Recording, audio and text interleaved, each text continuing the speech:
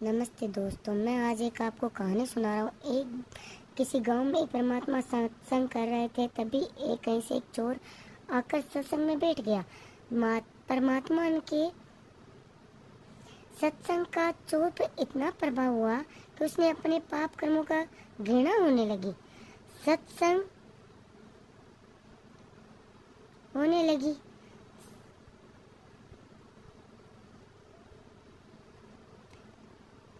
समाप्त होने के बाद चोर परमात्मा के पास गया और अपने पापों का प्रायश्चित करने के उपाय पूछने लगा। महात्मा जी ने बोल दिया कि गंगा स्नान कर आओ, तुम्हारे सारे पाप धुल जाएंगे। यह चोर तो गंगा स्नान के लिए चला गया, लेकिन तभी वहाँ बैठे लोगों के एक युवक खड़ा हुआ और बोला, महात्मा जी, आप कहते हैं कि गंगा स्नान करने से पाप धुल जाते हैं। इसका मतलब तो ये हुआ कि सारे पाप गंगा जी समा गए, यानी गंगा जी पापी हो गई।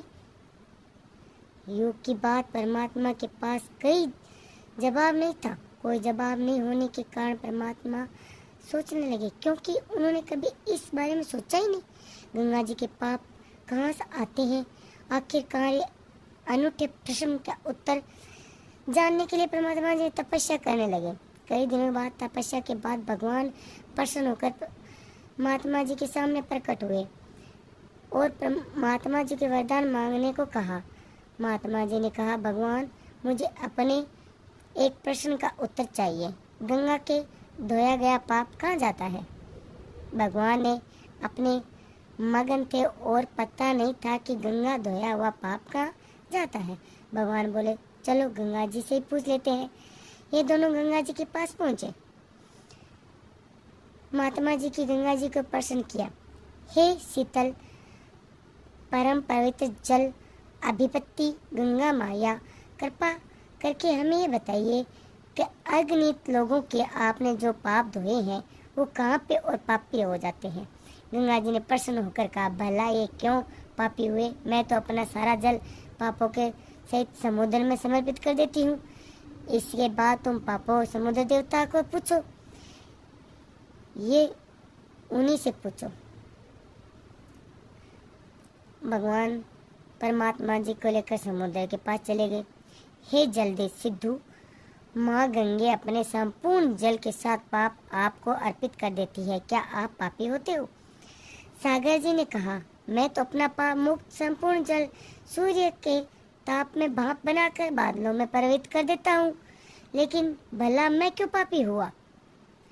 अब भगवान महात्मा जी के बादलों के पास पहुँच गए और महात्मा जी ने बादलों के सामने अपना प्रश्न दोहराया, हे मेघ, समुद्र में जो पाप सही जल पाप बनकर बादलों में प्रवाहित होता है, क्या उन पापों का बादल पापी हो जाता है? बादल बोला, भाई, मैं क्यों पापी हुआ? हम तो सारा जल ऋतु पृथ्वी को भेज देते हैं। ये प्रश्न पृथ्वी से करो, पापों का क्या करती है? हे भगवान परमात्मा जी के पृथ्वी के पास ले गए और बोले, हे जगत माता, धरती माता, करने वाली माँ धरती, बादल जल बूंदों के साथ पापों की वर्षा करते हैं और पाप आपके समा जाते हैं, क्या ये इसका कोई पापी होता है?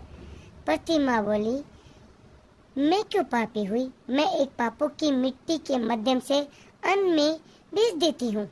जब ये बात आप अन्न से पूछो, फिर तो पापों का क्या करना? अब तो दोनों अन्न देवता के पास चले गए और बोले, हे अन्न देवता, पृथ्वी सारा पाप आपको भेजती है, क्या आप पापी हुए? अन्न देवता बोले, मैं आपका पापी नहीं हूँ। जो मनुष्य मुझे जिस मन स्थिति, जिस वृद्धा और जिस श्रद्धा और जिस लगन से प्राप्त करके और मन स्थिति के खाता है और खिलाता है, तो मन स्थिति और पवित्र अनुपरत पाप मनुष्य तक पहुंच जाते हैं। ये खाकर उन मनुष्यों की वृद्धि जैसे पापी हो जाती है और कुछ ही कर्मों के फल अच्छे हो जाते हैं। शायद इसलिए कहा है, जैसा खाओ अन्न वैसा होए मन। इस कहानी का सच तो ये महत्वपूर्ण नहीं है कि, बल्कि महत्वपूर्ण तो ये है कि पाप कर्मों के गंगा जी के धोने से मतलब मन पाप कर्मों के मुक्त करना। तो यदि मन पाप तो अपवित्रता के गंगा जी को धोया गया, पाप अन्न माध्यम से फिर से हमें ही मिल गया।